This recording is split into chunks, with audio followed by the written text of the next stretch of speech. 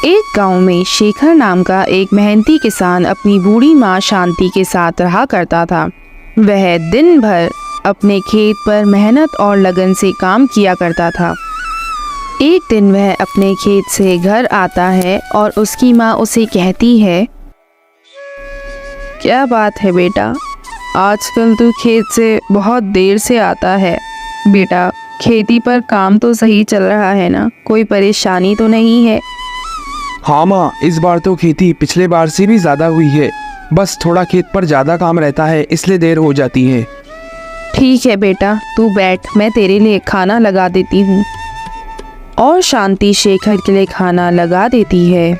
माँ, इस बार की फसल को बेचकर मैं सेठ हरीलाल का सारा कर्जा उतार दूंगा और जो ज़मीन उसने पिताजी से गिरवी रखवाई थी उसे भी मैं वापस ले लूँगा। तू ठीक कह रहा है बेटा, बस भगवान की इसी तरह हम पर कृपा बनी रहे। और अगले दिन माँ, अब मैं खेत पर जा रहा हूँ। आज मुझे खेत से आने में देरी हो जाएगी क्योंकि आज खेत की सिंचाई भी करनी है। ठीक है बेटा, तू आराम से जा और अपना ध्यान रखना। और शेखर वहाँ से खेत पर चला जाता है।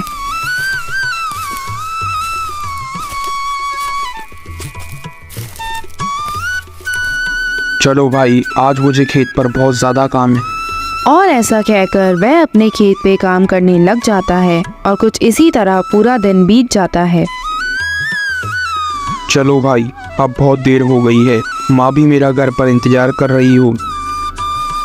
और शेखर वहाँ से चला जाता है और उसे रास्ते में दो किसान पेड़ के नीचे बैठे दिखाई देते हैं, तो वह उनके पास जाता है। क्या हुआ भाइयों, तुम इतने उदास क्यों दिखाई दे रहे हो? क्या बताएं शेखर भाई, कल से गांव में मूसलाधार बारिश शुरू होने वाली है। क्या बात कर रहे हो भाई? अगर बारिश हुई तो फिर हमारी सारी फसल खराब हो जाएगी। यही तो बात है भाई, हम तो पढ़े लिखे भी नहीं हैं कि शहर जाकर कुछ नौकरी करने। पर भाई, तुम्हें किसने बताया कि कल से गांव में मूसलाधार बारिश शुरू होगी? अरे भाई शेखर, तुम अखबार नहीं पढ़ते हो क्या? आज सुबह के अखबार में लिखा आया था कि कल से गांव में मूसलाधार बारिश शुरू हो जाएगी। और यह सुनकर शेखर वहाँ से चला जाता है।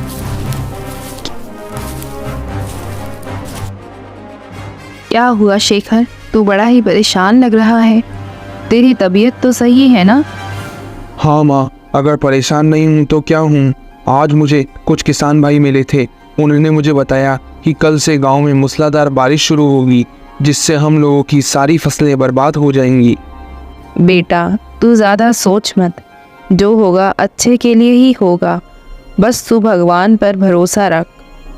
पर माँ, अगर अपनी फसल बर्बाद हो गई तो मैं जमींदार का कर्ज कैसे चुका पाऊंगा? और फिर मुझे पिताजी की गिरवी रखी हुई ज़मीन भी तो उससे वापस लेनी है। बेटा, तू चिंता मत कर, अभी तो हाल फिलहाल मैं तेरे लिए खाना लगा देती हूँ।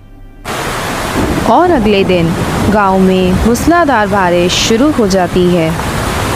माँ, बारिशें शुरू हो चुकी हैं, बस अब ये जल्दी से बंद हो जाए, वरना इस बार पता नहीं क्या होगा। बेटा, तू इतनी चिंता मत कर, यह बारिश जल्दी ही रुक जाएगी। और ऐसे ही कुछ दिन में बारिशें रुक जाती हैं। माँ, अब बारिश रुक गई है, अब मैं जाकर देखता हूँ कि मेरी खेती का क्या हाल है। हाँ बेटा, तू खेत पर जा, ज़्यादा चिंता मत करना, भगवान पे भरोसा रख। और शेखर वहाँ से अपने खेत पर चला जाता है। वहाँ जाके उसे पता चलता है कि उसकी सारी खेती बर्बाद हो चुकी है। और वह उसे देखकर कहता है, हे भगवान, ये क्या हुआ? मेरी सारी फसल बर्बाद हो गई। अब मैं आगे घर कैसे चला पाऊंगा? और अभी तो मुझे जमींदार का भी कर्जा उतारना है। अब मैं क्या करूं? और वह ऐसा सोचकर घर चला जाता है। बेटा, क्या हुआ? कैसी है अपनी खेती? माँ, हमारी पूरी खेती बर्बाद हो गई है। अब मैं क्या करूं? अब तो मेरे पास घर चलाने के भी पैसे नहीं हैं। बेटा, तू एक बार जमींदार के पास जाकर आ, क्या पता वह हमारी कुछ मदद कर दे। पर माँ, जमींदार से तो पहले ही हमने कर्जा ले रखा है, वह अपनी मदद वापस क्यों करेगा? बेटा तू एक बार जाकर तो देख, क्या पता वह अपनी ऐसी हालत देखकर अपनी मदद ही कर दे। ठीक है माँ, कल मैं सवेरे होते ही जमींदार के पास चला जाऊंगा। और अगले दिन शेखर जमींदार के पास चला जाता है। हाँ भाई शेखर, क्या बात है आज सुबह सुबह यहाँ? साहब, मेरी खेती बारिश के कारण पूरी नष्ट हो चुकी है। क्या आप मुझे कुछ पैसे उधार दे सकते हैं ताकि मैं अपने घर का खर्च चला सकूं और शहर जाकर नए बीज ला सकूं? हाँ, तो मैंने थोड़ी ना बारिश करवाई थी और तुम्हारी खेती को खराब किया था। और वैसे भी तुम्हारे पिताजी ने भी मुझसे कर्जा ले रखा था। तुमने अभी तक मुझे वो तो चुकाया नहीं है और नया कर्जा लेने चले हो। साहब, इस बार मैं आपका सारा कर्जा उतार दूंगा, बस आप मेरी इस बार थोड़ी मदद कर दो। नहीं, वैसे भी मेरी खेती का भी नुकसान हुआ है और वैसे भी मेरे भी बहुत सारे किसान हैं जिन्हें मुझे पैसा देना है, इसलिए मैं तुम्हारी मदद नहीं कर सकता। और शेखर यह सुनकर घर वापस आ जाता है। क्या हुआ बेटा, क्या कहा जमींदार ने? माँ, उसने तो मदद करने से मना कर दिया। हम मुझे ही शहर जाकर कुछ काम करना पड़ेगा। ठीक है बेटा, तू कल ही शहर के लिए निकल जा। पर माँ, शहर जाने के लिए मेरे पास बिल्कुल भी पैसे नहीं हैं और फिर शहर में रहने का भी खर्चा लगता है, इसलिए अब मैं क्या करूँ? बेटा, मेरे पास कुछ जमा पूंजी है, मैं उसमें से तुझे कुछ पैसे दे दूंगी। उससे तेरा कुछ दिन का काम तो चल ही जाएगा शहर में। ठीक है माँ, कल मैं शहर के लिए निकल जाऊंगा। और अगले दिन शेखर शहर जाने के लिए तैयार हो जाता है। ये ले बेटा कुछ पैसे, वहाँ मेहनत करके तू कुछ काम ढूंढ लेना। ठीक है माँ, पर मेरे पीछे से आपका ख्याल कौन रखेगा? बेटा तू बस शहर जा, तू यहाँ की चिंता मत कर, यहाँ काम तू सारा मुझ पर छोड़ दे। और शेखर वहाँ से शहर के लिए चला जाता है। शहर पहुंचकर शेखर सोचता है, हे भगवान, मुझे यहाँ कौन काम देगा? मैं तो यहाँ किसी को भी नहीं जानता हूँ। और तभी वहाँ दो चोर आपस में बात कर रहे होते हैं। क्या भाई, बहुत दिन हो गए यार, कोई बड़ा हाथ नहीं मारा। तू सही कह रहा है भाई, अब ये साले शहर वाले बहुत चालाक हो गए हैं, आसानी से पागल नहीं बनते। तो भाई फिर अपन क्या करें? वैसे भी अपन को चोरी के अलावा कुछ आता ही नहीं है। अगर चोरी भी नहीं करेंगे तो भूखे मर जाएंगे। अरे वो देख, वो शहर में नया लगता है गांव से शहर में नौकरी ढूंढने आया है। हाँ भाई, तू सही कह रहा है। चल आज इसी को चूना लगाते हैं। पर अपन उसका सामान चोरी कैसे करेगा? अरे भाई, ये तो बहुत आसान काम है, टेंशन न को। मैं उसे जाकर बातों में उलझाता हूँ और तू उसका पीछे से सामान लेकर रफू चक्कर हो जाना। भाई तुम तो मेरे साथ रह रहे के बहुत समझदार हो गए हो। हाँ?